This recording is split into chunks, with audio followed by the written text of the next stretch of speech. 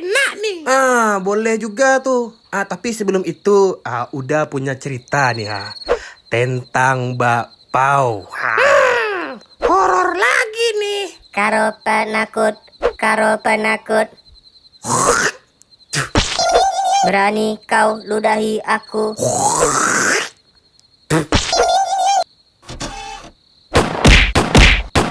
Sudah.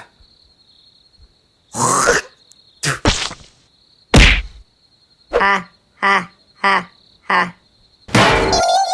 Sudah. Mau dengerin cerita ini ndak? Oke. Jadi ada seorang anak, dia ini penjual bakpao. Namanya Xian Jiang. Nggak usah lah ngegas daer. Emang itu namanya? Emang gimana cerita si Anjiang? Nggak usah ngegas. Fuck. Jadi Xian Jiang ini, dia ini suka dibully gitulah sama teman-temannya. Nah, anggaplah nama teman-teman mereka tuh ada Kung Lao, Chong Li, sama Fernandes.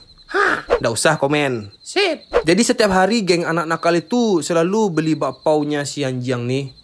Tapi tujuan mereka tuh ndak support, malah membulinya dan bahkan memukul si Anjiang tuh. Bahkan ya, bakpao-bakpao dagangannya tuh diludahi sama teman-temannya. Manusia memang jahat. Kecuali Daer dong. Daer kan baik hati. Jadi suatu hari si Anjiang ini kembali jualan. Tapi hari itu terasa berbeda. Teman-temannya tadi tuh ndak ada untuk membulinya. Tapi ya si Anjiang ini karena takut dan trauma, jadi dia agak takut-takut jualannya. Nah, waktu jualan, datang seorang membeli bakpaunya tuh. Pas dimakan, orang itu sangat menyukai bakpao tersebut. Bahkan orang itu bilang kalau itu adalah bakpao terenak yang pernah dia makan.